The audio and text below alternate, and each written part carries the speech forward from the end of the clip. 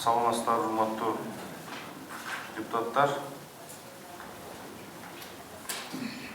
Асел Сөзбеков биздин комитетибиздин аталышында мамлекеттик түзүлүш деген түшүнүк бар, жазылып турат. Мамлекеттик түзүлүштүн эң негизги өзөгү мен эсептейм бул жергиликтүү кеңештер.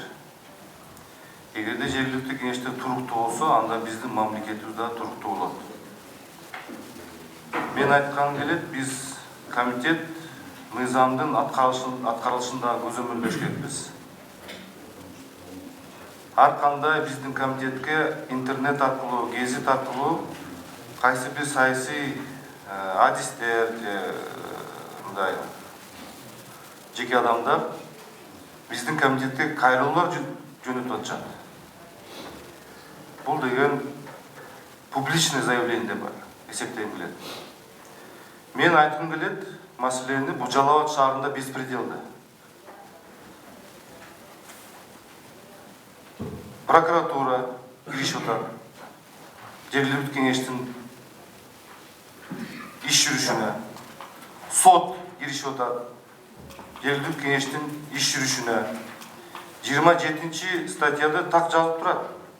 Жергиликтүү өз алдынча башкаруу мыйзамдарында мамлекеттик бийлик жергиликтүү кеңештин иш жүрүшүнө кириши албайт деген. Көпчүлүк коалиция кирбеген СДПК фракциясы Жалал Абадта арыздар менен кайрылып, мен ойлойм, ушу прокуратура менен сот бул ушу фракциядан көзөмөлүндө турат.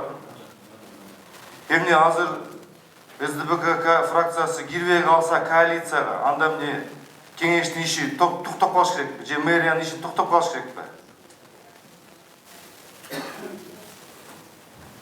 Азыр ачык эле прокурор көпчүлүк коалициянын депутаттарын коркутуп атат. Мен эсептейм, бул туура эмес. Мен бүгүн башкы прокурорго кат жолдодум. Ушу Мурзаев деген прокурорго юридикалык баа бериш керек.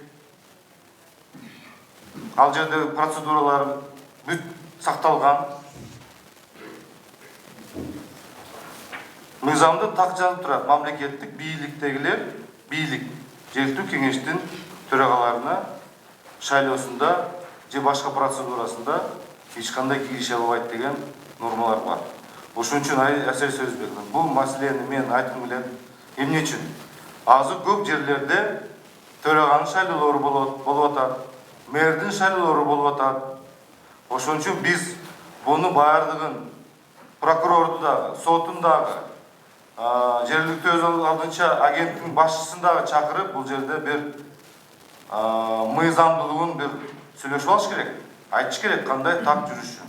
Ошон үчүн мен айткым келет, бул же биз рабочий порядкте буну сүйлөшөбүз, же бул комитеттин отурумуна киргизиш керек. Анткени кийин биздин өзүбүздүн баа белгилебей калса, анда кийин башка шаарларда ушундай мыйзам бузуулар болот деп эсептейм. Рахмат.